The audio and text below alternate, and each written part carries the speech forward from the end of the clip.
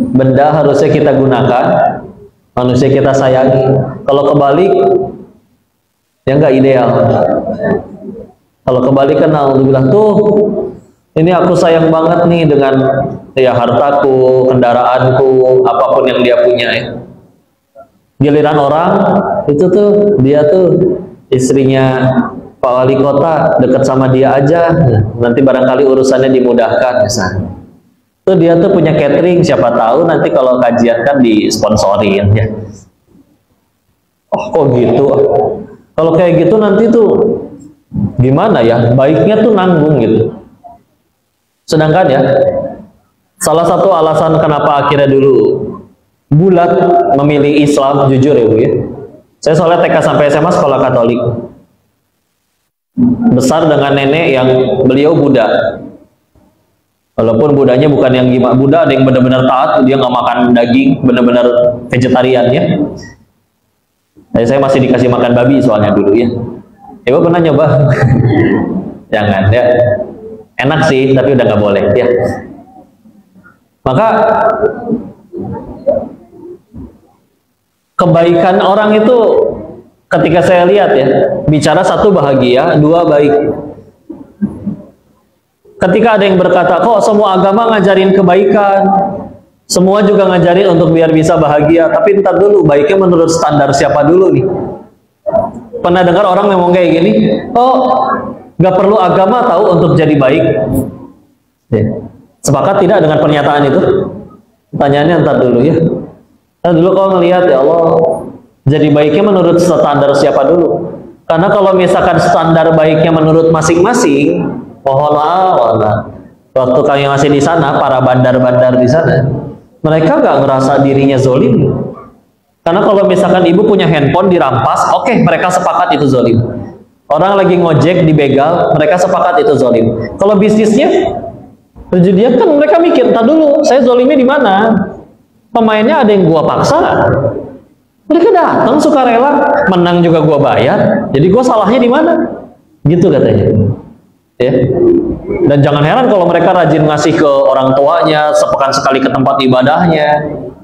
Baik kan? Baik, tapi menurut standar masing-masing. Atau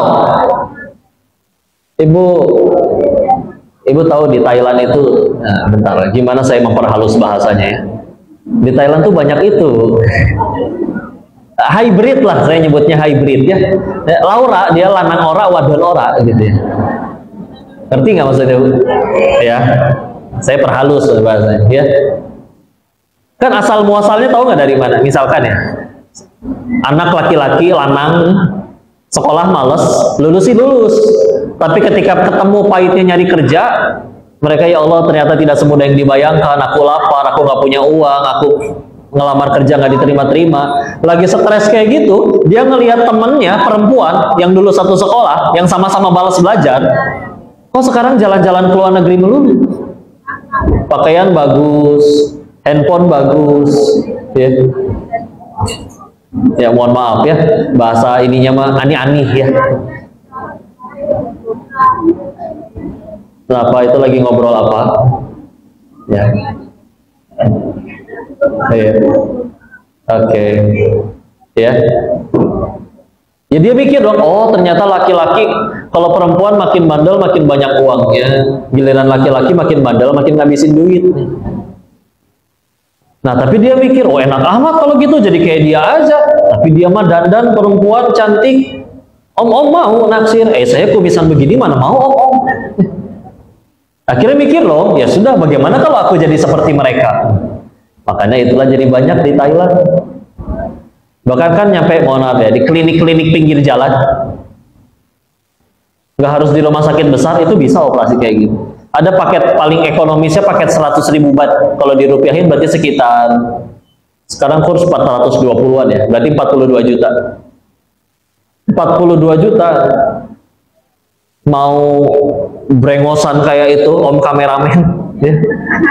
Itu masuk ke sana langsung jadi setengah perempuan, asli.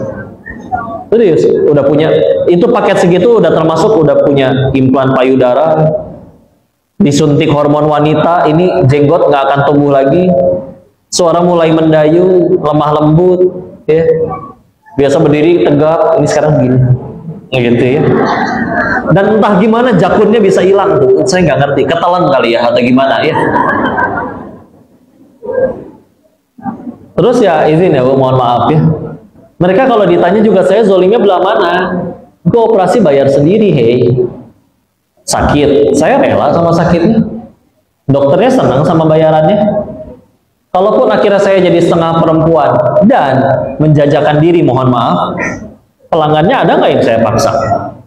Kita suka sama suka kok. Saya nggak suka tinggal blok, dia nggak suka dia tinggal blok saya. Suka sama suka, mau ketemu, dia mau ngasih saya duit tanpa dipaksa. Saya zolimnya di mana? Ya. Tapi kita sepakat nggak prostitusi dan perjudian itu masalah masyarakat? Sepakat dong. Tapi mereka pada baik loh. Baik, jangan salah. Rajin ngasih uang ke orang tuanya, ngajin donasi ke tempat ibadahnya, seminggu sekali masih ke tempat ibadahnya. Itulah efek sampingnya hidup baik. Baiknya menurut siapa? Dalam Islam baiknya sederhana, menurut yang maha baik. Meskipun, oh, berarti aku kalau misalkan kayak tadi boleh ngambil uang dengan cara yang Allah nggak suka, tapi yang penting jadi orang baik. Tetap jadi masalah. Tetap jadi masalah. Walaupun belum nyampe di semua kampus ya, dan saya belum pernah keliling dunia sampai semua tempat. Cuman ya tempat di mana ditemukan. Ibu tahu vending machine nggak? Yang kalau masukin koin nanti keluar minuman, ya. Baru nemu sih di Thailand ya, ada vending machine dimasukin koin keluarnya kondom. Dan itu ditaruhnya di kampus lagi. Nggak semua kampus, nggak semua kampus. Cuman kan jadi kayak seolah memfasilitasi dong. Baik, oh jangan tanya. Kadang mereka bisa lebih sopan dari kita, lebih banyak donasinya daripada kita yang nggak punya muslim. Tapi baiknya menurut standar siapa dulu? Atau kalau misalnya kita bicara kebaikan, contoh ya, di luar sana ada namanya konsep, ada orang nyebutnya karma. Kenapa kamu berbuat baik? Ya supaya aku dibaikin. Kenapa kamu nggak mau jahat? Biar aku nggak dijahatin orang. Terus kalau orangnya berhenti baik ke kamu, kamu berhenti baik juga. Sedangkan di dalam Islam, kok menemukannya, kok ada orang-orang yang disebutnya para nabi, para sahabat, orang soleh terdahulu, pahala banyak. Dosa terampuni, maksum. Para nabi mah bersih, nggak ada dosa. Tapi ujian parah banget. Dijahatin juga iya, tapi kok tetap jadi orang baik. Ngapain? Belain apa sih? Belain apa? Sederhana, karena mereka baiknya tanpa alasan. Udah karena Allah aja, bukan karena makhluk. Sehingga, oh ini berarti ini bahagianya ringan sekali. Di saat juga begitu juga bicara pengen bahagia. Ada orang bahagia kan ada yang nunggu duit dulu. Ada bahagia nunggu jabatan dulu. Makanya kadang punten ya, kita kalah sama anak-anak. Lebih mudah bahagia mana? Anak-anak atau orang dewasa? Anak-anak. Anak-anak tuh bukti bahwa manusia itu lebih mudah berbuat baik. Contoh, dia habis berantem sama temennya, benjol, 5 menit kemudian udah baikan lagi. Ya, yang berantem ibunya biasanya. Ya. Nah, kamu habis benjol tahu sama dia. Anak kecil sederhana. Benjolnya udah nggak sakit, dia punya mainan yang aku suka, diizinin main bareng. Ngapain masih harus gengsi-gengsian, dendam-dendaman? Ya. Makin gede, oh nggak bisa. Itu mulut dia pernah nyakitin saya kok. Nggak ngomong tuh 10 tahun. Ya. Padahal kadang keburukan yang dia ungkap itu beneran ada di diri kita. Dan kadang hinaan yang dia sebut aslinya lebih sedikit daripada kehinaan kita yang asli. Allah tahu kok kita kalau sendirian ngapain aja. Orang paling kebuka itu cuma satu. Si Dennis tuh banyak omong. Ya, kenapa? Ada yang video call kayaknya ya, atau teleponnya. Nah, kata guru saya, kalau lagi dalam ilmu pidato, kalau lagi ada yang bicara, kita harus menghormati, menghargai. Ya. Jadi silakan kalau mau dilanjut dulu ya. Aman? Gantian kok yang lanjutin? Ya, silakan. Ya, alhamdulillah. Ya. Sampai mana tadi? Ya. Anak-anak ya, anak-anak lebih mudah untuk berbuat baik. Dan anak-anak juga lebih mudah untuk bahagia. Padahal kalau mau dihitung, Ilmunya anak-anak sama ilmunya orang dewasa, banyakkan ilmunya siapa? Dewasa. Uangnya anak-anak sama uangnya orang dewasa, banyakkan uangnya siapa? Dewasa. Ya kecuali Rafatara sama Cipung ya, mereka dari kecil juga udah banyak. Agak beda sih yang itu mah ya. Tapi kan Masya Allah, kenapa kita lebih mudah bahagia, kita lebih sulit bahagia daripada anak-anak? Sederhana, karena di hati anak-anak itu belum ada pesaing Allah. Meskipun mereka juga belum ngerti fikih ibadah, belum ngerti, tapi mereka juga nggak ada pesaing di hatinya. Kita makin gede kan banyak pesaingnya. Gini ya rasanya punya jabatan, enak. Gini ya rasanya punya uang banyak, enak. Gini ya rasanya populer, enak. Tanpa sadar itu menjadi pesaing Allah di hati kita. Ya, pesaing Allah di hati kita, sehingga akhirnya kita ya tadi sulit bahagia. Wah, saya percuma kok, gaji saya cuma segini, saya bahagianya nanti ya kalau udah viral kayak dia. Kenapa banyak syaratnya bahagianya? Kan ibu lahir langsung segede gini, pernah orok. Berarti kalian pernah jadi anak-anak yang bahagianya tanpa alasan. Kenapa makin gede, makin banyak ilmu dan makin banyak hartanya, makin sulit bahagia?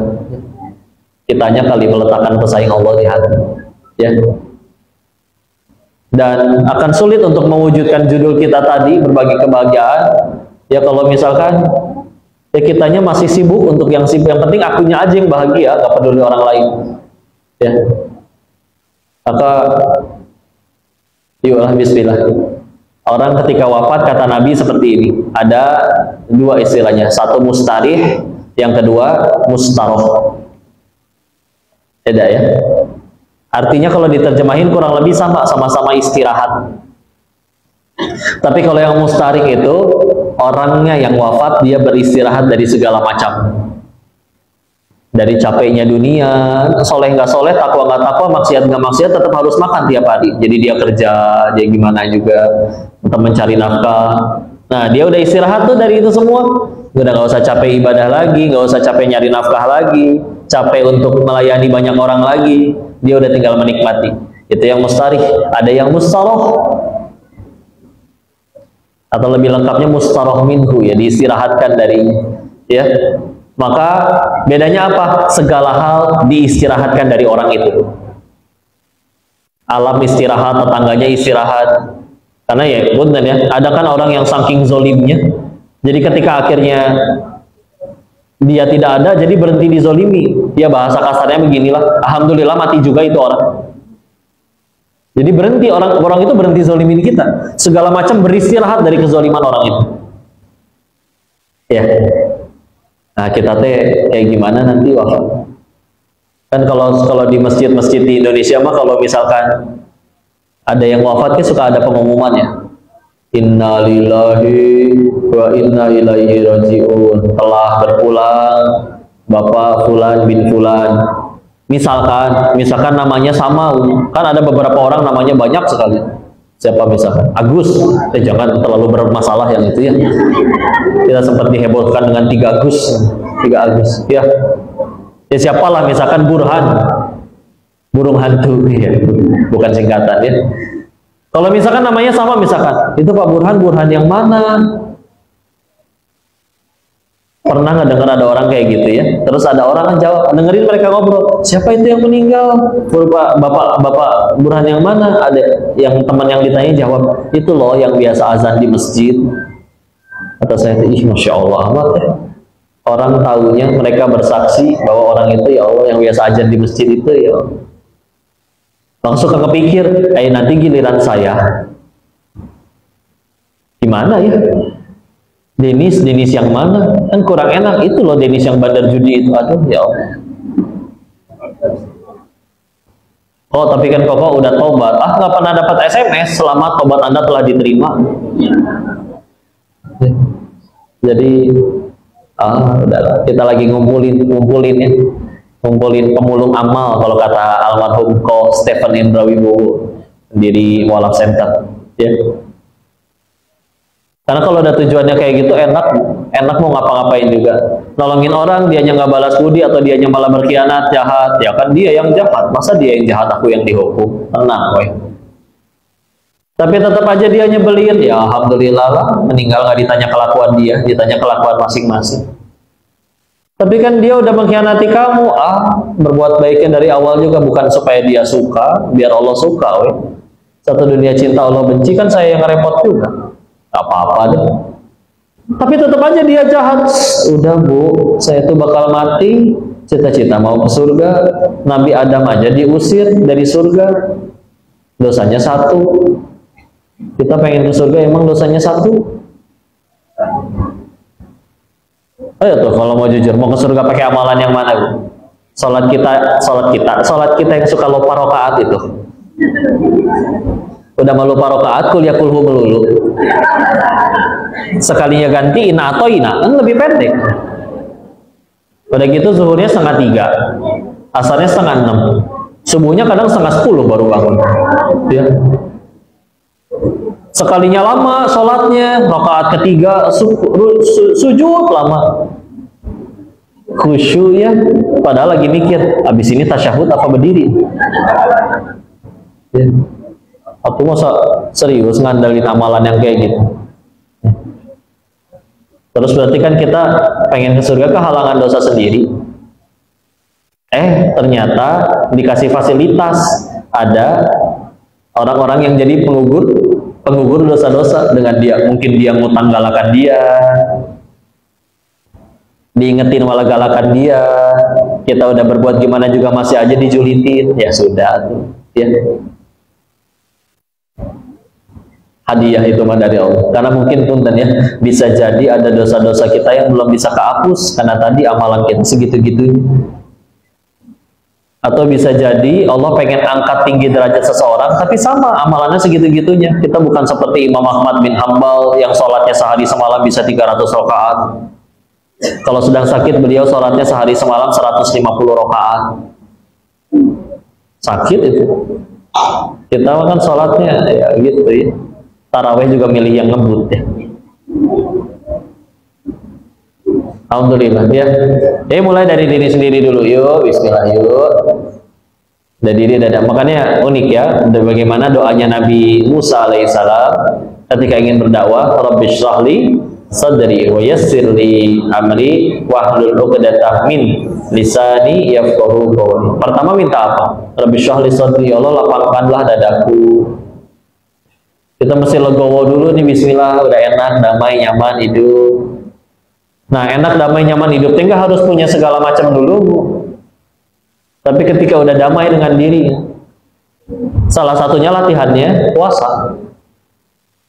Puasa. Karena kita lagi puasa itu yang kita nggak boleh itu justru banyak sekali hal-hal yang halal buat kita loh. Makanan punya kita yang beli, ada di rumah, tinggal masukin ke mulut. Tapi karena lagi puasa, itu halal bagi kita pun jadi nggak boleh. Pasangan halal, nggak boleh. Ya, harus nunggu buka. Maka ini ya testimoni dari orang yang jalanin puasa. Nggak cuma Ramadan, tapi bahkan juga sampai puasanya Nabi Daud alaihissalam. Sehari puasa, sehari nggak. Sehari puasa, sehari nggak. Begitu terus sampai meninggal. Prosesnya, kalau ibu jalanin puasa Nabi Daud, nanti akan ada hari di mana giliran kita puasa ada yang traktir, giliran nggak puasa nggak ada yang traktir. Loh, terus gimana kok? Nih ya, prosesnya kayak gini. Anggaplah akhirnya dia batalin puasa demi ikut ditraktir. Karena mikir, ya Allah, kapan lagi saya bisa makan di restoran itu, bayar sendiri nggak mampu. Mumpung dibayarin, ya udah deh aku batalin, kapan lagi misalnya. Padahal kan diminta dibatalin sama sohibul bednya misalnya. Ya. Anggaplah dia akhirnya makan, nanti nyobain, ternyata mahal juga, nggak seenak yang saya bayangin nih. Enakan duduk di rumah baris standar 1, ikan asin, sambal, kerupuk, Masya Allah. Kadang enakan kayak begitu. Daripada misalkan daging steak wagyu, tenderloin, import. Ya. Begitu cobain, naon atah kene si mentah kurang asin nih, digaremin sendiri atau mendingan masak sendiri di rumah.